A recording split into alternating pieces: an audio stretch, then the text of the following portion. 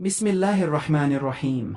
القارعة ما القارعة وما أدراك ما القارعة يوم يكون الناس كالفراش المبثوث وتكون الجبال كالعهن المنفوش فأما من ثقلت موازينه فهو في عيشة راضية وأما من خفت موازينه فأمه هاوية وما أدراك ما هي نار حامية. شروع اللہ کے نام سے جو بے حد مہربان نہایت رحم فرمانے والا ہے. القارعہ یعنی وہ زبردست جھٹکا دینے والی. کیا ہے وہ القارعہ اور تمہیں کیا معلوم کہ وہ القارعہ کیا ہے؟ جس دن لوگ بکھرے ہوئے پروانوں کی طرح ہوں گے اور پہاڑ دھنکی ہوئی رنگین اون کی طرح ہو جائیں گے. کہ جس کے نیکی کے پلڑے بھاری ہوں گے وہ ایک خوشگوار زندگی میں ہوگا اور جس کے پلڑے ہلکے ہوں گے تو اس کی ماں گویا پھینکنے والی گہرائی ہوگی. اور تمہیں کیا معلوم وہ کیا ہے؟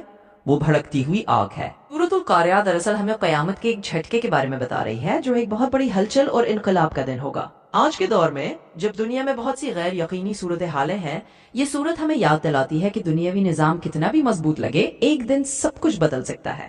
حالات حاضرہ میں ہم دیکھتے ہیں کہ انسانی معاشرے میں بہت سی بے چینی، جنگیں، قدرتی آفات اور اخلاقی زوال نظر آتا ہے. یہ صورت ہمیں اس بات پر غور کرنے کی دعوت دیتی ہے کہ ہمارے اعمال کا وزن کیا ہے. آج کی دنیا میں بھی ہمیں اپنی زندگی کو ایسے گزارنا چاہیے کہ ہم اخلاقی طور پر مضبوط ہوں اور انصاف، رحم دلی اور نیکی کے پلڑے بھاری کرنے کی کوشش کریں. اسی طرح جب ہم دیکھتے ہیں کہ پہاڑوں جیسی مضبوط چیزیں بھی دھنی کی اون کی طرح ہو جائیں گی تو یہ ہمیں یاد دلاتا ہے کہ دنیا کی طاقتیں اور سہارے عارضی ہیں.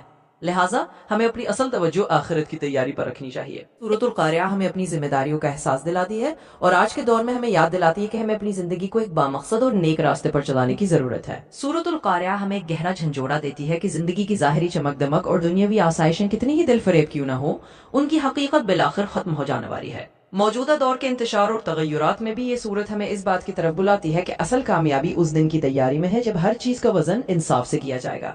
ہے کہ ہمیں اپنی زندگیوں کو اخلاقی اصولوں، نیکی اور انصاف پر استوار کرنا ہے تاکہ ہم اس بڑے دن کے لیے تیار ہو سکیں. یہی پیغام ہمیں موجودہ دور میں ایک نئی سوچ اور نئی توانائی دے سکتا ہے.